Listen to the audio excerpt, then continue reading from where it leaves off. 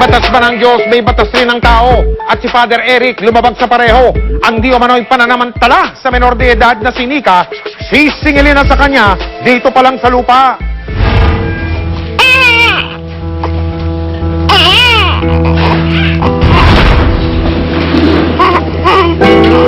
Katapusan ng Enero ngayong taong ito, isinilang ni Nika ang sanggol na tatawagin nating si Baby Jane.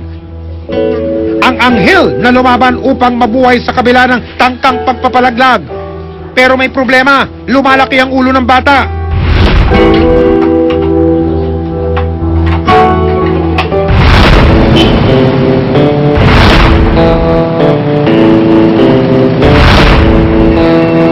Sa East Avenue Medical Center, ipinasuri namin si Baby Jane. Abnormality lang na very prominent sa kanya is yung size ng ulo po niya. Tinatawag nating hydrocephalus. Yun po yung tinatawag nating nagkakaroon ng increase o yung tubig po ng ulo ng bata ay dumadami. Malaki raw ang posibilidad na epekto ito ng pampalaglag na ininom ni Nika nung unang buwan ng pagbubuntis niya. Pwedeng nakakakos siya ng diferensya sa utak, sa mga ibang parte ng katawan natin, gaya na sa baga, sa mga extremities natin o sa mga kamay o paa. Sa mga susunod na araw, isasagawa ang mga karagdagang pagsusuri kay Baby Jane para sa isasagawang operasyon. So yung VP shunting na yun, bale ginagawa po yun ng mga cirujano, yung mga tinatawag nating surgeon, na naglalagay sila ng drainage, no? Drainage sa ulo ng bata para ma-drain yung tubig papunta sa palabas, papunta sa abdomen yan. 50% sa kanila namamatay, although 50% sa nakaka-survive, either pwedeng nagkakaroon siya ng 30% na mental retardation or 10% pwedeng nagkakaroon ng normal na pag-iisip. Ang itinuturo ni Nika na ama ng kanyang anak, si Father Eric, 13 taon na siyang paris dahil pwede mag-asawa ang paris sa reliyong ito. Umasa pala si Nika na magkakatuluyan sila. Kung sasabihin ko ba na ikaw ang ama, pananagutan mo ba? Sabi niya, oo daw. Pero hindi sa ngayon na magulo pa yung lahat, sabi niya. Siguro mga after 3 years, sabi niya doon. Umasa po na na totoo yung mga sinasabi niya. Pakilala raw ni Father kay Nika, binatang ama siya at walang asawa. Sabi niya sa akin, wala siyang asawa, pero may anak. Pero sa talaan ng National Statistics Office o NSO, kasal si Father Eric. Pero hindi lang pala isa, kundi 2 beses sa magkaibang babae pa. Si Father, lover boy talaga. Kaya parang pinabagsakan ng langit at lupa ang puso ni Nika, lalo pat malubha ang lagay ng kanyang anak. Katulad niyan na yung lumalaki yung ulo niya. Pag nakikita ko, naisip ko, ginawa ko. Pagpapalaglag. Nagsampa ng formal na reklamo ang pamilya ni Nika sa Giginto Police Station. Sinampahan na si Father Eric ng kasong paglabag sa Republic Act 7610 o ang Child Abuse Law at paglabag sa Revised Penal Code dahil sa tinatawag na intentional abortion. Makaraan ng ilang buwang pagdinig, walang Father Eric na humaharap sa piskalya. Kaya inilabas ng Malolos Regional Trial Court ang mga warrant of arrest laban kay Father Eric. Itinakda ang kanyang piyansa na mahigit 300,000 piso.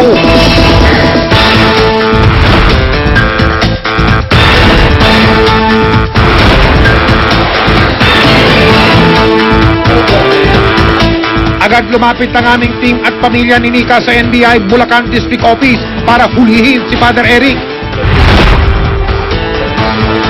May order pa rin tayo sa galing sa Front 17 ng RTC Malolos.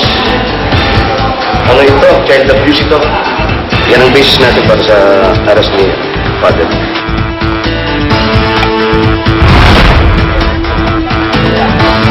Yes, sir, investigador.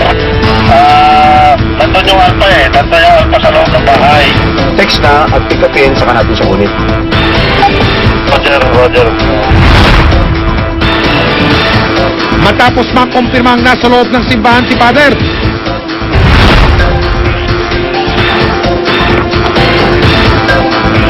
Umaksyon na ang mga operatiba. Ilang sandali pa, arestado na si Father Eric.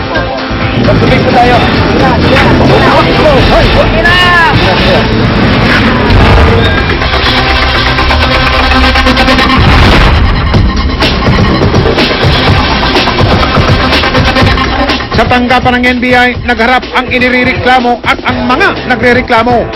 Ayon kay Father Eric, namumukha niya si Lola pero hindi niya kilala ang apo nitong si Nika. Ako yung lola na inano mo. Kayo, para na mamukhaan ko. Ngayon, nakipag-text ka sa anak ko kung ano-ano sinabi mo sa anak ko. Ngayon, hindi ka nire-replyan dahil hindi nagustuhan ng anak ko yung tinetext mo. Sa galit ni Aling Anita, hindi na siya nakapagpigil pa.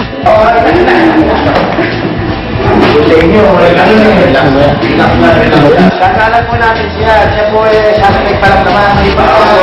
Nakakasuhan kayo. Ayon kay Father, hindi raw niya balak takasan ang pagdinig sa piskalya. Sino naman po ako para hindi Sino naman po ang hindi haharap kung may supuena? Eh, ang wala nga po ako nare-receive. Kasi kung may na-receive po ako, hindi naaabot sa ganito. Maya-maya pa dumating si Nika at ang kanyang mga kaanak, kasama niya si Baby Jane. Tingnan mo ginawa mo, oh. Dahil di sa gamot na pinainom mo, pati bata, dinanoy mo, oh. Kapal lang mukha mo. Tama, oh. Pagmatunkha mo, oh. Di makakaila, oh. Yung uso mo, tsaka yung on niya, oh. Yung, oh. Pagmatunkha mo. Oh, papatayin mo, anak mo, papatayin mo. Abogado na lang. Abogado na lang ba? Nang magharap ang dalawa sa NBI, itinuro ni Nika si Father na siya raw nagbigay ng gamot sa kanya. Doon sa violation ng Republic Act 76 yung anti-child abuse law, hindi bababa ng 12 years and 1 day to 20 years ang penalty nun. Depending upon the discretion of the court. Doon naman sa isang intentional abortion, mas mababa ang penalty nun. Siguro mga 6 years lang pataas. Tumanggi namang mangumpisan sa aming kamera si Father.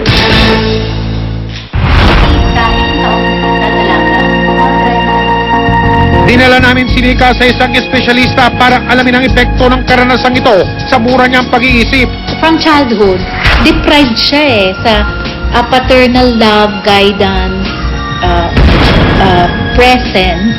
Kaya madali siyang nahumaling dun sa isang supposedly pare na parang naging father figure niya.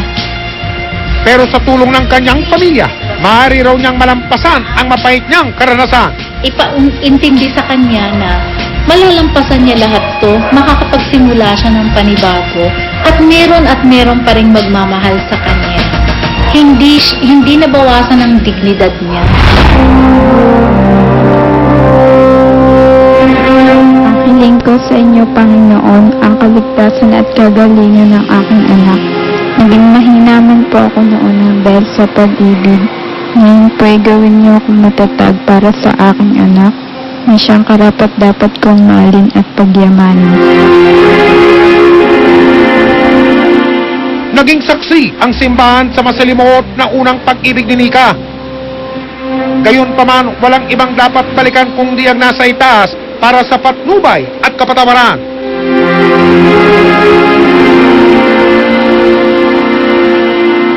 Hanggat may nomalya, hanggat may napi, patuloy tayong umaksyon, kaya makipagtulungan po kayo sa investigador at sa inyong mga manloloko at mga abusado dyan. Hindi panani Cupido ang tatama sa inyo, kundi lente ng aming kamera.